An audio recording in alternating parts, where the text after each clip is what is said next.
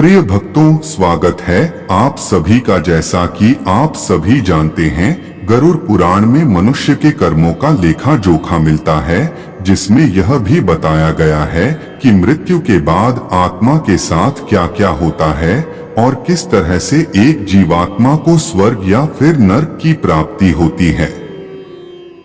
इसके अलावा इस धर्म पुराण में इसका भी जिक्र है कि मृत्यु होने पर परिजनों को क्या क्या करना चाहिए।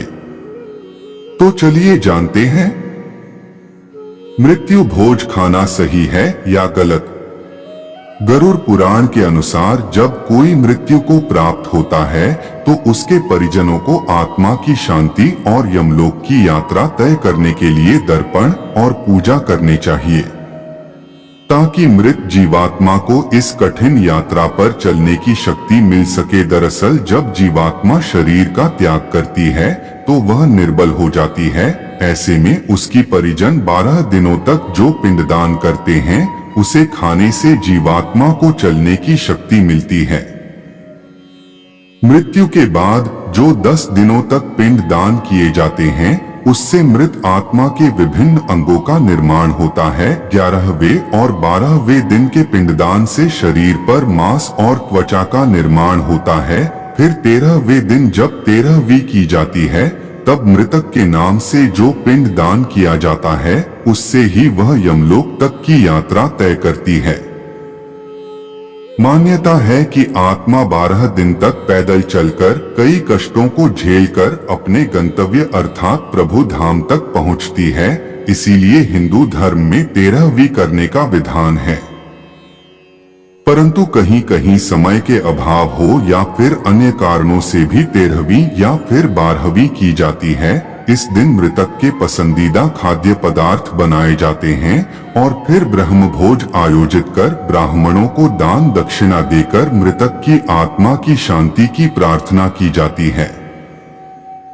यहाँ पर आपकी जानकारी के लिए बता दें कि ब्रह्म भोज को भी आजकल मृत्यु भोज कहा जा रहा है, जो उचित नहीं है, क्योंकि ब्रह्मा भोज से ब्राह्मणों को ही कराया जाता है, ना कि रिश्तेदारों को डोट। यह गांव वाले को गरुड़ पुराण के 11वें दिन महाब्राह्मणों को भोज और 13 के दिन एक 13 या फिर अपने सामर्थ्य के अनुसार ब्राह्मणों को भोज कराना चाहिए। साथ ही ब्राह्मणों को सफेद साफी जनेऊ एकमात्र दान दिया जाना चाहिए। इससे आत्मा को शांति मिलती है।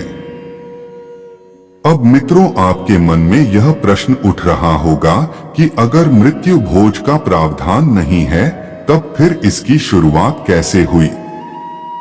दरअसल गरुड़ पुराण में पगड़ी रस्म का भी उल्लेख मिलता है। यह रस्म तब की जाती है जब परिवार के मुखिया का मृत्यु होती है।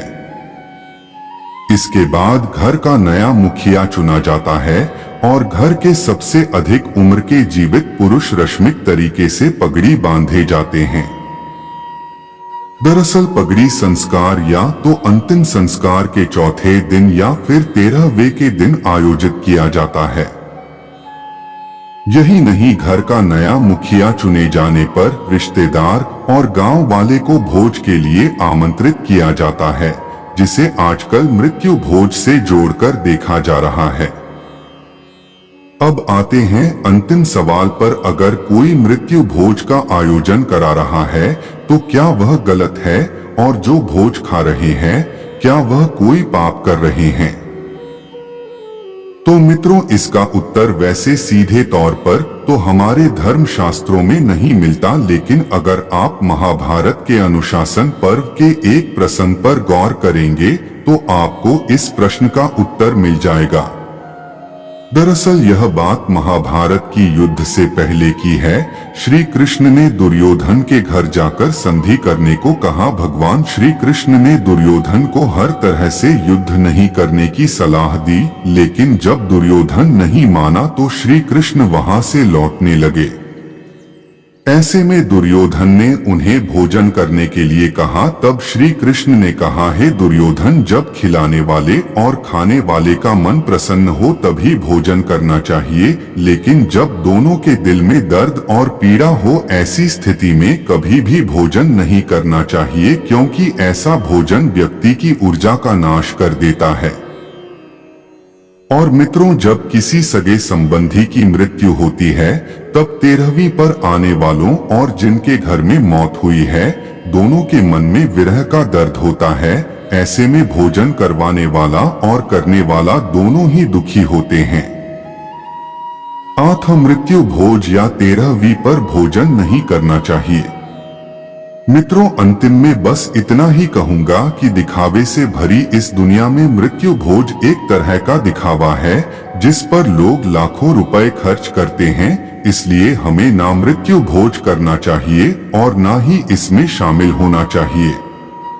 वीडियो पसंद आए तो एक लाइक कीजिए और इस चैनल को सब्सक्राइब जरूर कीजिए।